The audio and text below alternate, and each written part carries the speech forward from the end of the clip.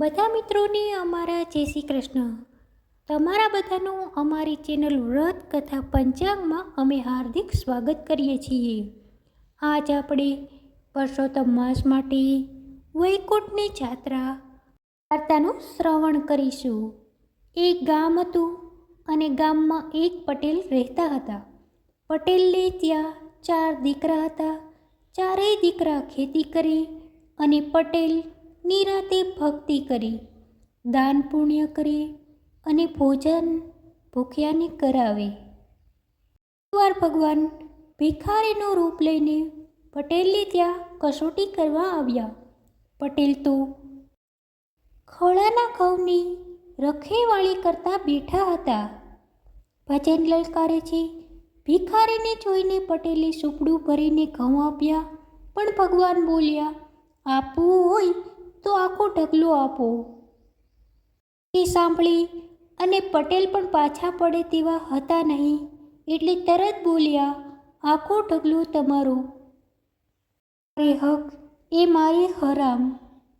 સાંભળી ભગવાને પ્રસન્ન થઈને અસલ સ્વરૂપે તેને દર્શન દીધા. પટેલ તો પ્રભુના ચરણોમાં પડી ગયા.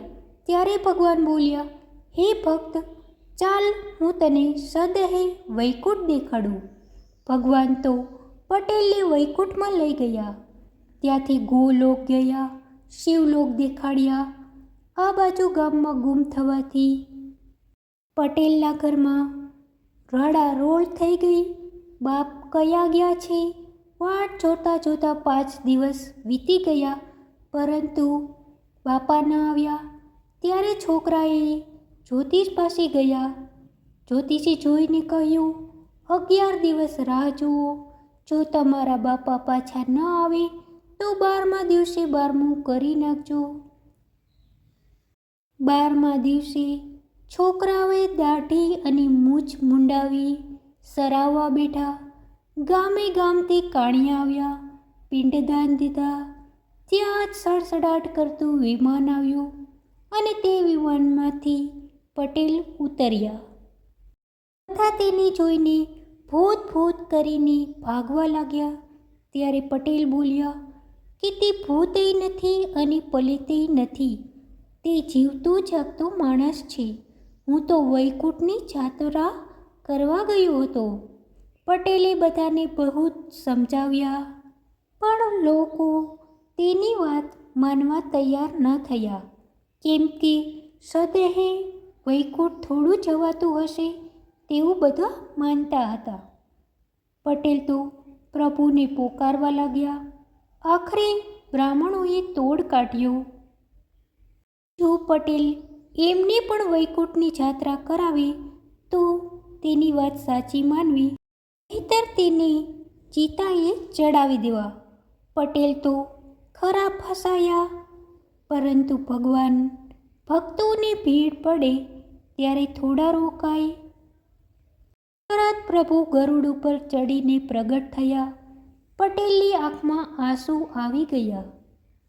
પટેલની સાથે 7 બ્રાહ્મણોએ વૈકુંઠની જાત્રાની તૈયારી કરવા માંડી.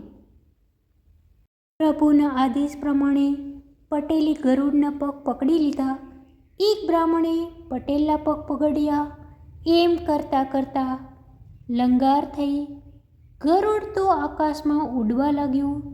જે બ્રાહ્મણે પટેલના પગ પકડ્યા હતા એને લાડવા બહુ ભાવતા હતા, એટલે એ પટેલને પૂછવા લાગ્યા કે હે પટેલ, વૈકુંઠમાં લાડવા મળશે? એ સાંભળી પટેલે તરત જ હા પાડી કે હા, ત્યાં લાડવા ચોક્કસ મળશે. ત્યારે બ્રાહ્મણે પટેલને પૂછ્યું, કેટલા? ત્યારે પટેલે હાથ પોળા કરીને કહ્યું, આટલા બધા. પટેલે જેવા હાથ પહોળા કર્યા, તરત જ બધા આકાશમાંથી જમીન ઉપર પછડાયા. 7 બ્રાહ્મણો મરી ગયા, માત્ર એક પટેલ જીવતા રહ્યા. બ્રાહ્મણોએ સ્વધામ સંચરેલા જોઈ પટેલ તો રડતા રડતા પ્રભુને વિનવવા લાગ્યા કે તમે તો મારા ઉપર બ્રહ્મ હત્યા ચડાવી. હે પ્રભુ, હવે તમે આ 7 બ્રાહ્મણોને જીવતા કરો, નહીં તો હું અન્નજળ ત્યાગી દઈશ. ભગવાન તત્કાળ દોડી આવ્યા અને 7 બ્રાહ્મણોને સજીવન કર્યા. પટેલની નિષ્કામ ભક્તિના પ્રતાપે જીવતે જીવ વૈકુંઠ જોયું અને બીજાને પણ પ્રભુના દર્શન કરાવ્યા. પુરુષોત્તમ પ્રભુ, તમે જેવા પટેલને ફળ્યા તેવા વાર્તા વાંચનાર, વાર્તા સાંભળનાર સર્વને ફળજો, સર્વની મનોકામના પૂર્ણ કરજો. જય પુરુષોત્તમ ભગવાન. બોલો પુરુષોત્તમ ભગવાનની જય. કુળદેવી માતની જય.